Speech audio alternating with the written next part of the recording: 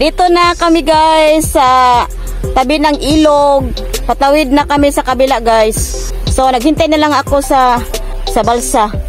Kasi yan po ang sasakyan po natin patawid doon sa kabila. So samahan niyo ako guys ha. Samahan niyo ako.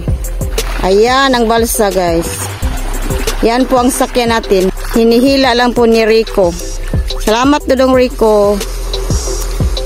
Ayan. So ikarga na natin yung mga dala natin. Sige, palihog ko dong. Salamat.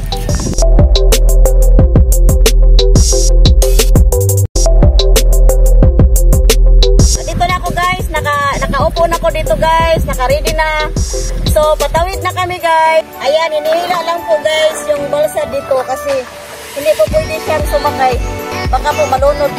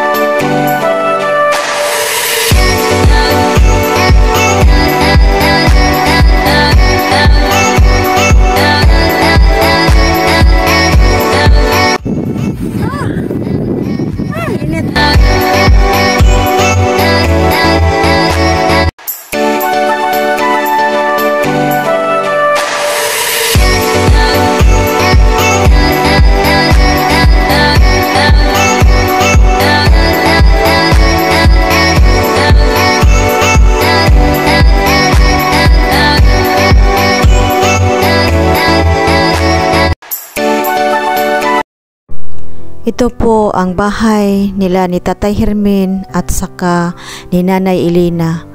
Sinadya ko po silang puntahan dito guys kasi naawa talaga ako sa kanila. At saka naabutan ko silang dalawa na dito sa kanilang labasa nakaupo lang. Si Tatay Hermin isang bulag, hindi na po siya makakita, matanda na. At saka si Nanay matanda na rin po. Sila lang pong dalawa ang nakatira sa kanilang bahay. Naawa talaga ako guys. Ayan, nakita ko ang kanilang bubong na trapal at saka may solar po sila. Yun lang po ang gamit nila. Ayan, puntahan po natin ang likod ng kanilang bahay. Makita po natin na tagpi-tagpi lang po ng yero at saka trapal ang kanilang bubong. Tingnan po natin guys. Puntahan po natin ang likod ng kanilang bahay. Ayan, tagpi-tagpi din ng mga kahoy. Sabi ni tatay, para daw kulungan ng baboy. Buti pa daw ang kulungan ng baboy. Maganda pa daw. Ayan lang po ang kanilang tinitirhan guys. Ilang dalawang mga matatanda. Kaya makikita po natin na hirap talaga silang dalawa. Kaya nga sinadya ko talagang pinuntahan dito. So, sana naman po ay may makatulong po sa kanila. Magpasalamat na rin ako kung sino mang pong may busilak na puso na gustong tumulong sa kanila. Nakita naman po natin kung ano ang kanilang kalagayan ni nanay at saka ni tatay. Ayan po guys, yung bubong nila trapal lang. Ayan, nahirapan nga talaga silang dalawa. Kaso mga anak nila puro na may mga pamilya. hirap din ang kanilang mga anak, hindi po makakatulong sa kanila. Kaya nga sinadya ko talaga. Ayan, nakita ko po sa loob ng kanilang bahay na ang bubong din trapal, tumutulo daw, sabi ni nanay pag umuulan. Parang sila lang pong dalawang makasya dito guys. Ayan po sa loob ng kanilang bahay. Yan lang po ang kanilang tinitirhan. Makita naman po natin, nasaksihan po natin ang kalagayan po ni nanay at saka ni tatay guys. Yan ang kanilang bubong, ang kanilang higaan. So guys, dito na tayo sa bahay ni Tatay Hermin at saka ni Nanay Elina. Nakarating na po tayo dito guys. Medyo malayo din ang kanilang bahay. Mga almost 1 hour yung nilakad namin. Kaya hindi na ako masyado nakapag-video guys. So pasensya na po. So dito na kami guys. Nakita natin si Tatay Hermin at saka si Nanay Elina. So pangumustahin muna natin si Tatay Hermin at saka si Nanay Elina kung ano na ang kanilang sitwasyon noong ako'y nagpunta dito sa kanila. So, kausapin muna natin sila guys. Tay, kumusta naman ka tay? Ay, lagi hapon, nag-antos sa kalisod. Bakit ka among magkinabuhi? Na ako lapin na kayo nahap. Bakit kayo nga among kalisod? Bakit kayo?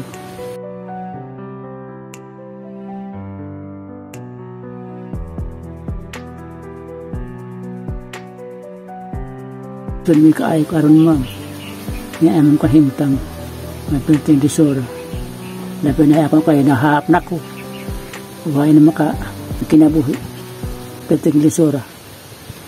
Niya sa akong mga anak. Pero kaya pulisod. Kaas ni kaayo ang among kahimtang karon. Labi na kaya ako kayo hap. Di makapangita. Disugin nga among kahimtang karon. Panahon na. Disugin kaayo karon. Ako aniara ko sa balay, maglulingkod. Buntag, hantong pagkahapon. Pero may kong maglingkod ng ngayon. Kasi mga magsudon ko sa akong asawa nga, magsiri-siri pangita ng pagkinabuhi. Ako din, nagpaabot lang ko o ganos ang maabot ang akong paris. Kasi sama pa kaniad kay sa maaya pa kong mata.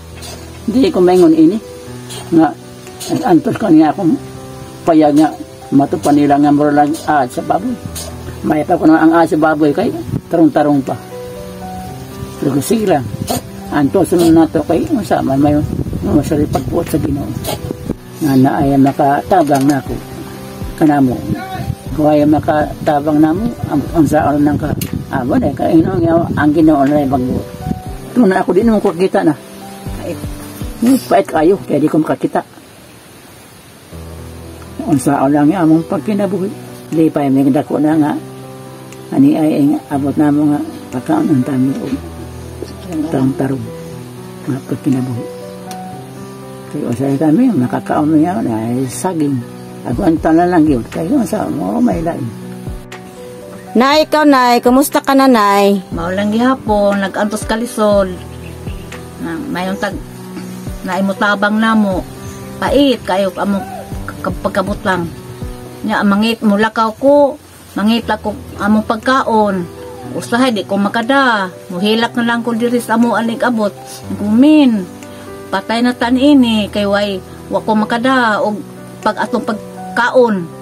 Hilak po siya ingko. Saglahi lang ang Ginoo ray mantigo nato.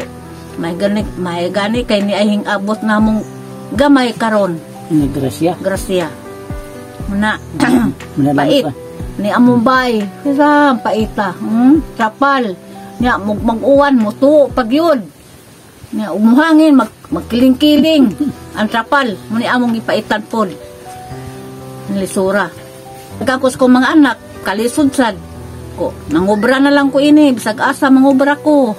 Magpaksuhol para makakaon mi. Mo ni akong gi kuan buhat na ako. Na para makakaon dili mapas mo. Among kalisod. Ako maglakaw ko sa matag adlaw aron makapagog pagkaon namo. Makaagi manggani ko sa matag adlaw, igura pamahaw paniudto panihapon usahay di ko kada. Muhilak na lang ko sa kong kalisod. Usahay mo hangin-hangin mo kuyawan ko. Huy, hangin naman. Ang atumbay matumba naman eh. Tabangin taon mi. Way mapasuhon na ko kay lagas naman ko. magpuyo lang ko sa balay ini. Anak la kumbana hap na. Sa gilag kuan, urong diri. Magpaabot og sa kumada. Paglaktan, kita. magkakita kumbana. Puro na matiguang na. Mga tiguang na mami. Mga anak, pariharag hapon. Dagkag anak, dagkag buhion. Paik ayo. Na tabangin taon mi. Nilabi na sa tatay kay buta di nakapanginabuhi no. Pag buta na, sila lingkod. Luoy taon sabi. Sila paabot og ano sa kumabot. Tay. Mayroon akong dalang kunting ayuda para sa inyong dalawa ni nanay. Sana po ito ay makatulong sa inyong pang-araw-araw. So ito tay mayroon po akong dalang kunting groceries para sa inyo. Sana po ito ay makatulong sa inyo tay ha.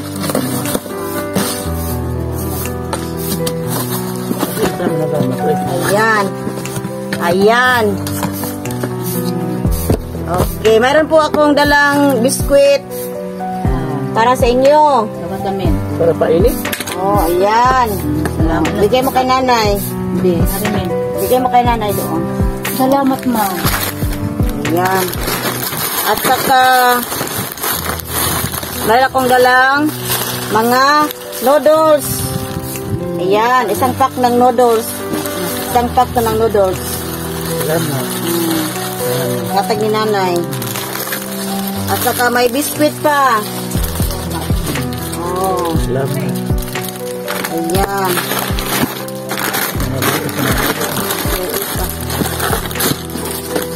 At saka mga sardinas.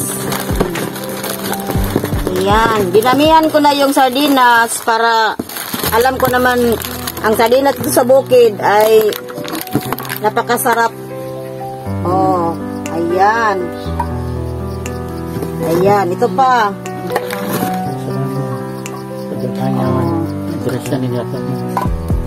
Oh, may beef loaf pa.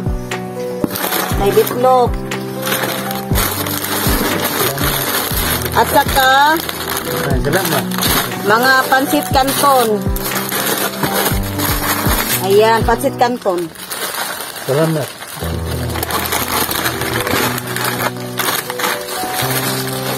At saka may bihon. Ayan, dalawang bihon. Tagsa nanay, tagsa kayo. Tag-iisa kayong dalawa. Oh, at saka odong. Oh, pwede na yan ano sa sardinas. Pares. Oh, pares. Ito pwede rin sardinas. Ayan. Salamat. Oh, may toyo pa. Salamat. Toyo. At saka may kape. Ayan. Oh, para sa inyo to ha, twin pack yan nga kopi ko. Kopi ko. Ayan. At saka may sabon na soap powder. Ayan. At saka may sabon na Bioderm.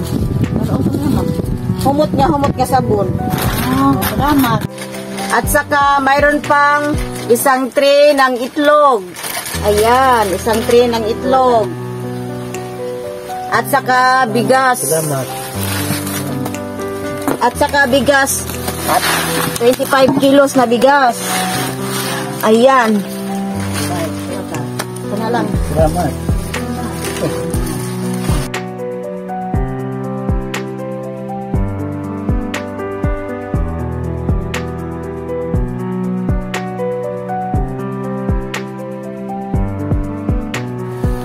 Tay, anong masasabi mo tay sa ating sponsor sa nagbigay ng ayuda para sa inyo ni nanay tay?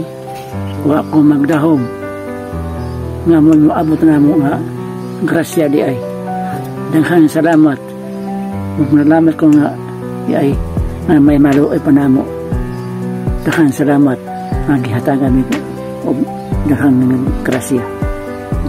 Kaya kung apa na looy na mo amot lang ka kung unsay mo dangat sa among kinabuhi.